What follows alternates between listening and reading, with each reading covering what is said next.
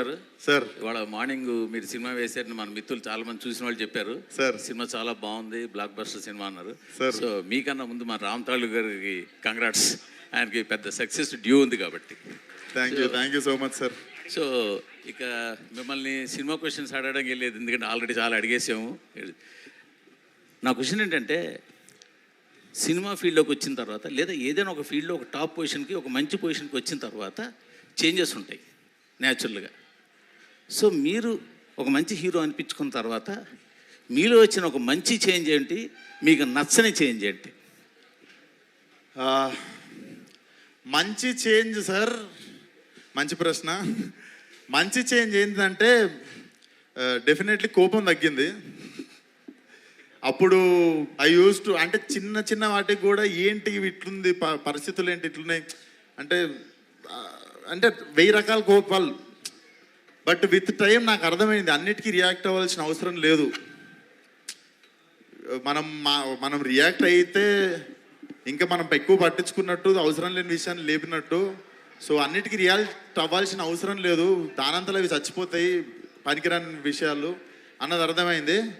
నచ్చని చేంజ్ ఏంటంటే, నాకు ఇష్టం ఉన్నట్టు తిరగడం ఇష్టం సార్ రోడ్ల మీద. సో ఆ రోడ్ల మీద తిరగలేకపోతున్నా. అంటే పోయి పానీపూరి తినడం, ఫ్రెండ్స్తో సరదాగా వెళ్ళి, నేను అప్పటికి ఏం జరగనట్టు దిగిపోతుంటా అప్పుడప్పుడు.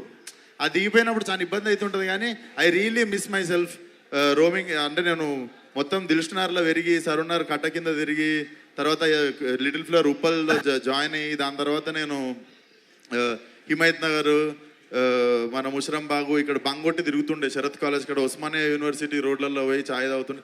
అంటే నేను చాలా ఫ్రీగా పెరిగినుండే అట్లా. I like roaming around like that. So అది నచ్చని చేంజ్ అంటే I miss myself like that. Yes sir. Director గారు సార్, ఈ రేంజ్ సినిమా చేసిన తర్వాత కనీసం ఒక్కసారైనా మీడియా ముందుకు వస్తారు, ఒక 2-3 ఇంటర్వ్యూలు ఇస్తారు, కాస్త లైవ్ లైట్లో కనిపిస్తారు.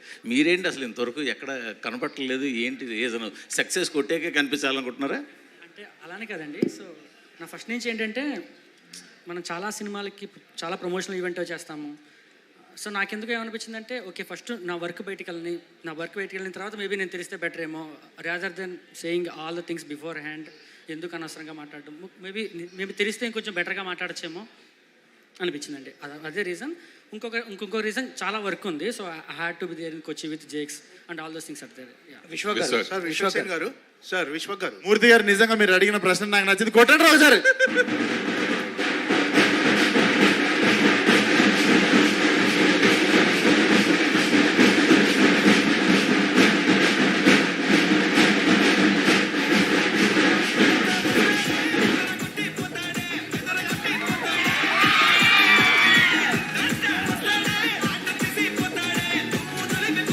విశ్వక్ గారు సార్, విశ్వక్ గారు సార్, విశ్వక్